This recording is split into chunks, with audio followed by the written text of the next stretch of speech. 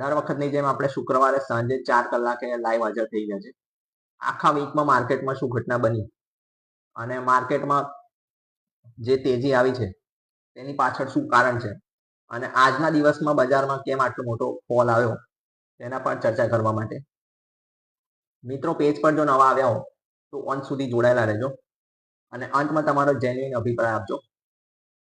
તે સાથે જણાવવાનું કે મિત્રો આ કોઈ પેડ ચેનલ કે પેડ સર્વિસ છે નહીં.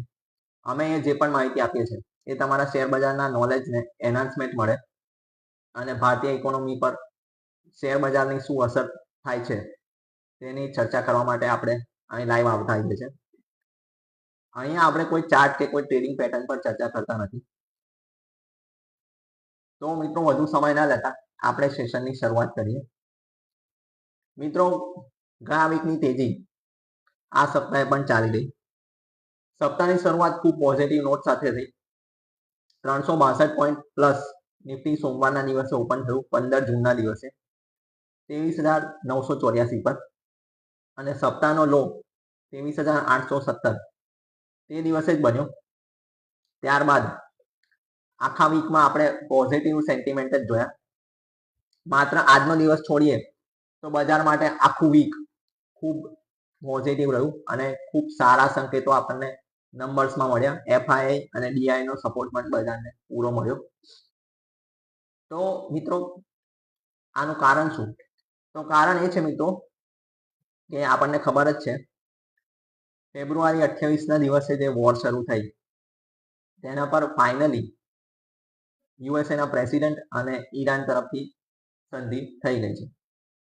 હવે સંધિ તો થઈ છે મિત્રો, પરંતુ જેવું યુએસના પ્રેસિડેન્ટે પેપર પર સાઇન કર્યું, આઈ એમ શ્યોર તમે લોકોએ મીડિયામાં જોવું જ હશે. ત્યારબાદ થોડાક સમય બાદ જ તેમનું સ્ટેટમેન્ટ આવ્યું કે ઈરાન તરફથી હવે કોઈ પણ આગળ એક્ટિવિટી ખોટી થશે તો અમે ફરી બોમ્બ મારો શરૂ કરીશું. તો ખરેખર આ વોર પતી ગઈ છે? તો મિત્રો વોર પતી છે કે નહીં એના પર આપણને હજી ચોક્કસ કોઈ માહિતી છે નહીં, કારણ કે આ જે પણ સમાધાનની વાતો ચાલે છે તેમાં ઇઝરાયલનું કોઈ સમર્થન છે નહીં અને ટુ બી ફ્રેન્ક આપણને આ વોર જોડે કોઈ કનેક્શન છે પણ નહીં. આપણી જે પણ સમસ્યા છે એ બ્રેન્ટ ક્રૂડના સપ્લાય પર છે અને બ્રેન્ટ ક્રૂડનો જે ભાવ વધે છે એના પર છે. તો સપ્તાહની શરૂઆતમાં આપણે જોઈએ મિત્રો, સપ્તાહની શરૂઆતમાં $83 આસપાસ બ્રેન્ટ ક્રૂડનો ભાવ ચાલતો હતો. ગઈકાલના દિવસે આપણે એ પણ જોયું કે બ્રેન્ટ ક્રૂડનો ભાવ એક સમયે $75 નીચે પણ ગયો હતો, પરંતુ ત્યારબાદ આજના દિવસે આપણે થોડાક સમય માટે બ્રેન્ટ ક્રૂડને $80 ઉપર પણ જોયો. તો બ્રેન્ટ ક્રૂડનો ભાવ જેમ પણ નીચે આવે છે તેમ તેમ ભારતના રૂપિયામાં સ્ટેબિલિટી આવશે અને ભારતની ફોરેક્સ ડેફિસિટ જે છે, ફોરેક્સ રિઝર્વ જે છે તે આપણું કંટ્રોલમાં રહે છે. તો આ જે પણ ઘટના બની મિત્રો, જે વોરની સિચ્યુએશન થઈ તેમાં કોને શું મળ્યું આપણે તેના પર થોડીક ચર્ચા કરીએ. તો વોર જે શરૂ થઈ મિત્રો, એ વોર એકચ્યુઅલી યુએસએની હતી જ નહીં. એકચ્યુઅલી ઇઝરાયલ અને ઈરાનની જે વચ્ચે ઇસ્યુ ચાલતા હતા એ હજી પણ ઓન જ છે. ઇઝરાયલની સંમતિ હાલમાં પણ આ યુદ્ધને ખતમ કરવાની છે જ નહીં. આ જે પણ હાલમાં સિચ્યુએશન બની છે તેમાં યુએસએ પોતાની જાતને ઇન્વોલ્વ જાતે કર્યા અને પોતાની જાતને જોકર બનાવ્યા. જોકર કેમ બનાવ્યા, હું આ શબ્દ કેમ વાપરું છું, હું આના પર તમને ડિટેલમાં માહિતી આપું મિત્રો. હવે આ જે પણ વોર થઈ તેમાં ઈરાનને જે પણ નુકસાન થયું તેનો ખર્ચો હવે યુએસએના જનતા અને યુએસએના સાથીઓ ઈરાનને આપશે. એટલે કે લગભગ $300 બિલિયન જે પણ ખર્ચો છે એ ઈરાનને મળશે. તો આ પૈસા કોણ આપશે? તો આ પૈસા જે આપશે યુએસએની જનતા અને યુએસએના જે મિત્રો દેશ છે, જ્યાં જ્યાં પણ ઈરાને એટેક કર્યા છે, સાઉદી અરબથી માંડીને દુબઈથી માંડીને કતર, યુએઈ, આ બધા દેશો પર ઈરાને એટેક કર્યા. તે છતાં તેઓ ઈરાનના ડેવલપમેન્ટ પાછળ પોતાના $300 બિલિયન ખર્ચશે. તો આ એક જોકર સિચ્યુએશન જ કહેવાય, ખાસ કરીને યુએસએ માટે. આપણા માટે પોઝિટિવ સેન્ટિમેન્ટ શું છે? તો આપણા માટે પોઝિટિવ સેન્ટિમેન્ટ એ છે મિત્રો કે હવે હોર્મુઝનો રસ્તો ઓપન થયો છે. તો હોર્મુઝનો રસ્તો ઓપન થવા સાથે આપણે જે પણ શિપમેન્ટ ત્યાં સ્ટક થયા છે તે આપણા જલ્દીથી આપણને મળશે. પ્લસ બીજો બેનિફિટ એ છે કે હાલમાં યુએસએ ઈરાન પર લાગેલા પ્રતિબંધો ઉઠાવી દીધા છે. તો આપણે હવે ત્યાંથી પણ ક્રૂડનો સપ્લાય લઈ શકીશું. તો આપણા માટે પોઝિટિવ સેન્ટિમેન્ટ આ જ છે. અને મેં પહેલેથી જ કહ્યું છે, જ્યારથી આ વોર શરૂ થઈ ત્યારથી મારું આ જ સ્ટેટમેન્ટ હતું કે આપણને આ વોર જોડે કોઈ લેવા દેવા જ નથી. આપણે સીધી રીતે આ વોરમાં ઇન્વોલ્વ છે પણ નહીં અને આપણે થવાનું પણ નથી. આપણો જે પણ પ્રોબ્લેમ છે મિત્રો એ બ્રેન્ટ ક્રૂડના સપ્લાયનો છે. એવું નથી કે આપણે એને એફોર્ડ નથી કરી શકતા. આપણે $115 પણ લીધું છે, $126 પર પણ બ્રેન્ટ ક્રૂડ લીધું છે. તો જ્યારે જ્યારે બ્રેન્ટ ક્રૂડનો ભાવ નીચે આવશે તો ભારતની ઇકોનોમી માટે પોઝિટિવ સંકેત બનશે. તો જેવું જેવું બ્રેન્ટ ક્રૂડનો ભાવ નીચે આવ્યો તેની સાથે આપણે રૂપિયામાં પણ સ્ટેબિલિટી જોઈ મિત્રો. અને રૂપિયો 94.25 લેવલ પર આજના દિવસે પહોંચ્યો, જે ભારતની ઇકોનોમી માટે પોઝિટિવ. રૂપિયામાં જ્યારે પણ સ્ટેબિલિટી આવે છે તેની સાથે સાથે ભારતની મોંઘવારી પર પણ થોડોક કાબુ આવતો હોય છે. તો મિત્રો આ સપ્તાહમાં આપણે આ જે પણ ઘટના બની એક સાથે બજાર એક જ ઝોનમાં રહ્યું. તો આજના દિવસમાં એવું શું થયું? તો મિત્રો ગઈકાલે રાતે યુએસએ તરફથી એક્સચેન્જરના ડેટા રિલીઝ થયા, તેમના રિઝલ્ટ ડિક્લેર થયા અને તેમાં તેમની કોમેન્ટ્રી જે આવી તે ખૂબ નેગેટિવ આવી. તો તેની સાથે જ ભારતીય શેર બજારમાં આઈટી સેક્ટર પર નેગેટિવ સેન્ટિમેન્ટ ગઈ રાતના જ ક્રિએટ થઈ ગયા હતા. અને આજના દિવસમાં આપણે જોયું કે આઈટી સેક્ટરમાં ભાલે વેચવાલી આપણને જોવા મળી. ત્યારબાદ બજારના છેલ્લા 1 કલાકમાં એટલે 2:30 વાગ્યા બાદ માર્કેટમાં સારી એવી રિકવરી આવી અને બજારે સારું એવું ક્લોઝિંગ આપ્યું છે મિત્રો 24,000ની ઉપર, જે બજાર માટે પોઝિટિવ સેન્ટિમેન્ટ ગણી શકાય. હવે આગળ ભારતની બજાર માટે શું રણનીતિ રહેશે? તો બજારમાં જેવું આપણે વાત કરી હતી મિત્રો કે બજારના ટ્રેન્ડ માટે આપણે વિક્સને ખાસ કરીને ધ્યાન આપવું જોઈએ. તો વિક્સ આ સપ્તાહમાં આપણે જોયું મિત્રો કે 14.35નું આખા સપ્તાહનો ઉચ્ચતમ સ્તર હતું અને ગઈકાલે આપણે એને 12.67ના લેવલ પર ક્લોઝિંગ જોયું હતું. આજના દિવસે આપણે 13ની ઉપર તેને જોયું. પેનિકમાં થોડોક વધારો થયો છે મિત્રો, પરંતુ એટલું બધું બી નથી કે એકદમ સ્ટોરી ટર્ન અરાઉન્ડ થઈ જાય. તો ન્યૂઝ ભારતની ઇકોનોમી માટે જે પણ હાલમાં વોર બંધ થઈ છે એ પોઝિટિવ જ ગણી શકાય.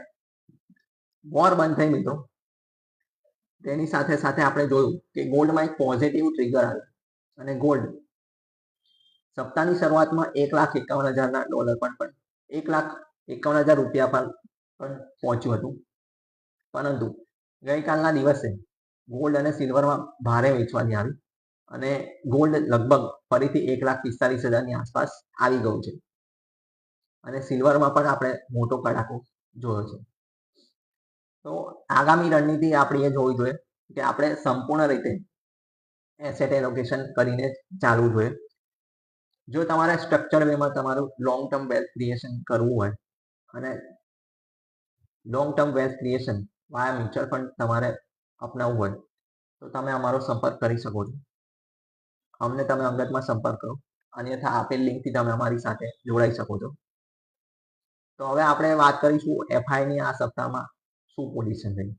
તો મિત્રો બજારના સેન્ટિમેન્ટ જેવા જેવા પોઝિટિવ થતા ગયા તેમ તેમ એફઆઈનો વેચવાલીનો આંકડો પણ ઓછો થતો ગયો.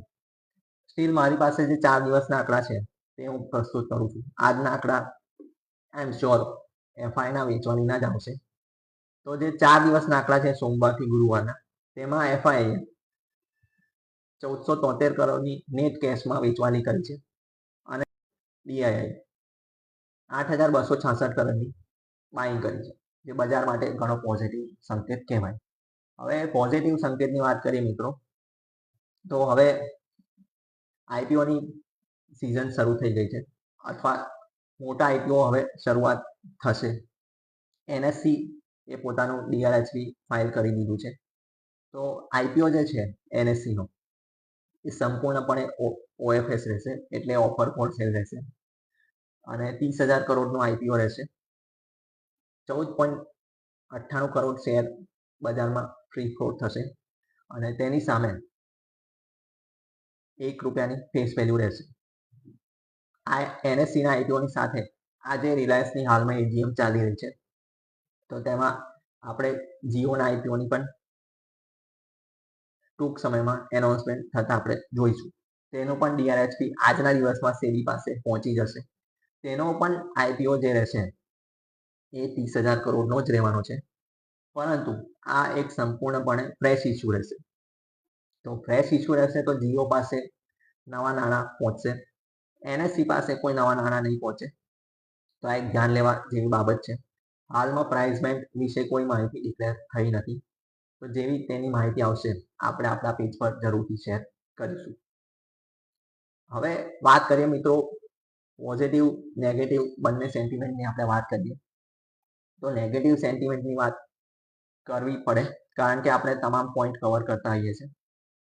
તો નેગેટિવ સેન્ટિમેન્ટ પર જોઈએ મિત્રો, તો હાલમાં આપણને ખબર જ છે કે E20 પેટ્રોલની ભારતમાં કમ્પલસરી થઈ ગયું છે.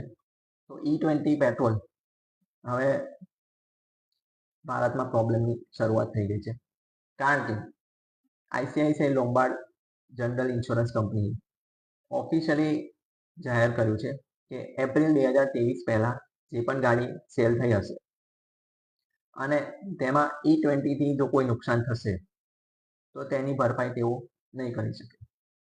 તો તમારી પાસે જો 2022 પહેલાની ગાડી છે કે એપ્રિલ 2023 પહેલાની કોઈ ગાડી છે અને તેમાં તમે E20 પેટ્રોલ ભરાવો છો, જે કમ્પલસરી છે જ હવે, એના સિવાય આપણી પાસે હાલમાં કોઈ ઓપ્શન નથી. તો જો તમારી ગાડી ડેમેજ થશે પર્ટિક્યુલર આ રીઝનના લીધે, તો પછી આ કંપની તમને ઇન્સ્યોરન્સનો ક્લેમ નહીં આપી શકે. તો આ ન્યૂઝ વિશે તમારું શું મંતવ્ય છે કોમેન્ટમાં જણાવો, જેથી આપણા પેટ્રોલિયમ મંત્રી શ્રી હરદીપસિંહ પુરી અને આપણા ટ્રાન્સપોર્ટ મિનિસ્ટર નીતિન ગડકરીજી તેમના પર તેમનું સજેશન શેર કરે. હવે આ તો થઈ પેટ્રોલિયમ મંત્રાલયની વાત. હવે આપણે વાત કરીશું મિત્રો RBI દ્વારા એક બહુ મહત્વપૂર્ણ પગલું ટૂંક સમયમાં લેવા જઈ રહ્યું છે. હાલમાં ટૂંક સમયમાં તમે જોતા હશો મિત્રો, બેંકો દ્વારા મિસ સેલિંગની ખૂબ ફરિયાદો આવે છે. બેંકો દ્વારા તેમના જે પણ અમુક કસ્ટમરો છે તેમને શબ્દોની માયાજાળમાં ફેરવીને તેઓને જે જરૂરિયાત નથી હોતી તેવા પ્રોડક્ટ તેમને આપવામાં આવે છે. હું સ્પષ્ટ શબ્દોમાં કહું તો બેંકો દ્વારા ઇન્સ્યોરન્સ રિલેટેડ ખાસ કરીને પ્રોડક્ટ જે છે એ કસ્ટમરોને ખોટી માહિતી દ્વારા અને ખોટા પ્રલોભનો દ્વારા વેચવામાં આવતા હોય છે. તો હવે આગામી એપ્રિલ 2027 થી બેંકો તેમની બેન્કિંગ રિલેટેડ જે પણ પ્રોડક્ટ હશે તે સિવાય કોઈ પણ પ્રોડક્ટ જો કોઈ પણ કસ્ટમરને આપશે, તમે અને મને, તો તેના પર તેમનું સ્પષ્ટ ડિક્લેરેશન, કન્સેન્ટ તમારું અને મારું અને કોઈ પણ માણસ જે એ સર્વિસ લેશે તેમનું લેવું ખૂબ જરૂરી છે.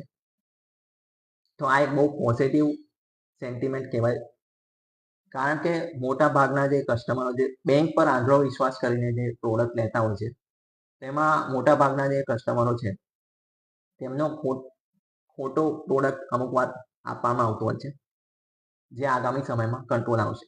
તો આ બેંકો માટે જરૂરથી નેગેટિવ ન્યૂઝ કહી શકાય, કારણ કે આ વસ્તુથી ઇન્સ્યોરન્સ કંપનીઓ પ્લસ બેંકો માટે થોડાક તેમના માર્જિન પર હિટ કરશે આ વસ્તુની, પરંતુ એઝ અ કસ્ટમર અને એઝ અ સર્વિસ પ્રોવાઈડર કે સર્વિસ તમે લેતા હો તો તમારા માટે આ એક વસ્તુ પોઝિટિવ છે.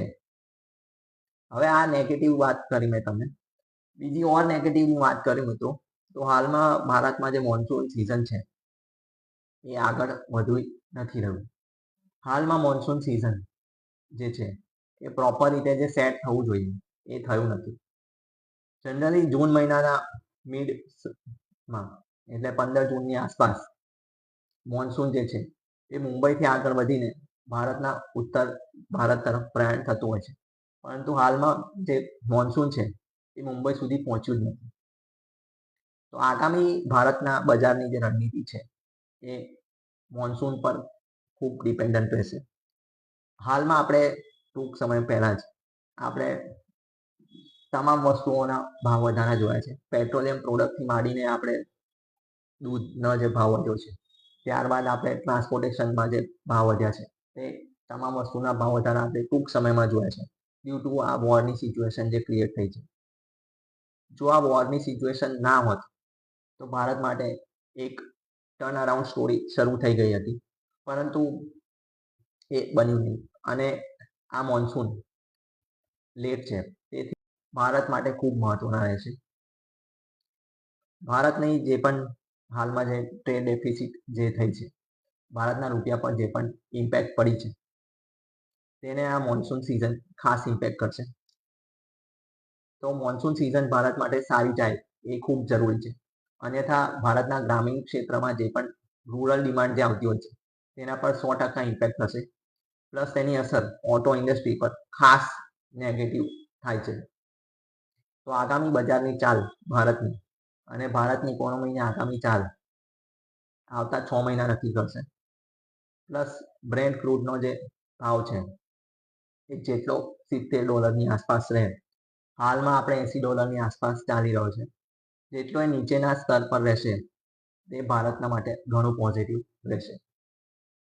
તો આ હતું આપણું આ વીકનું માર્કેટ વીકલી અપડેટ. હવે આપણે મળીશું આવતા ગુરુવારે, કારણ કે શુક્રવારે બજાર બંધ છે. તો હવે આપણું આગામી જે પણ સેશન છે, એપિસોડ નંબર 85, આપણો રહેશે 25 જૂનના દિવસે. ત્યાં સુધી તમારા કોઈ પણ સવાલ હોય, કોઈ પણ સુઝાવ હોય, તો તે તમે અમને કોમેન્ટમાં જણાવો, અન્યથા અંગતમાં સંપર્ક કરો. ત્યાં સુધી પેજ પર બન્યા રહો. જય હિન્દ, વંદે માતરમ.